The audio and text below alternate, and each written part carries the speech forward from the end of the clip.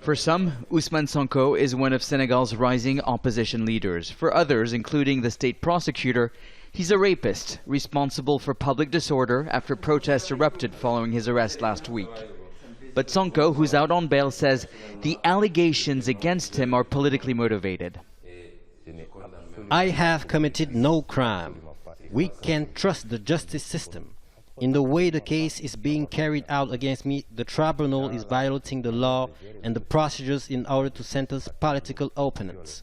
The prosecutor is not working for the state, but Macky Sall. The government deployed extra security forces, including the military, to end days of nationwide demonstrations. Rights groups say hundreds of people are being detained. The protests stopped after President Macky Sall called for calm and dialogue in a nationwide address. But Sonko is calling for more protests. What we are seeing right now is a revolution.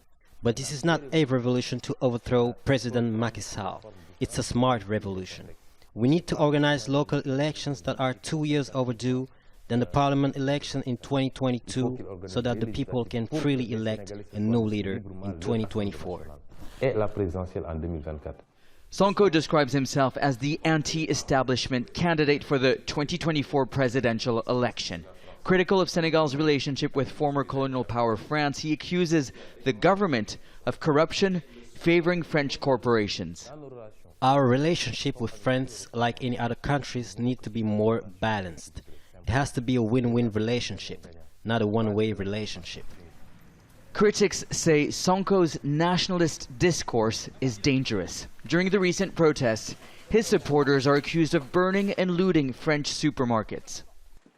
Those looting are doing it not because they support me, but because they need provisions. These are people that walk past the supermarkets, unable to enter because they can't afford it. The looting shows the failure of the state. Scores were killed and many injured by security forces since Sonko's arrest last Wednesday. President Macky Sall blames the economic fallout of the pandemic for the unrest. For Sonko, the crisis calls for political change.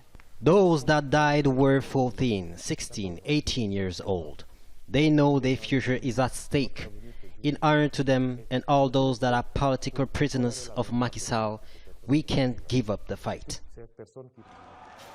But this is a movement that goes beyond politics. It's a call by young Senegalese tired of being ignored, wanting to be heard. Sonko believes he is the best suited to carry that voice. Nicolas, Haque, Jazeera, Dakar.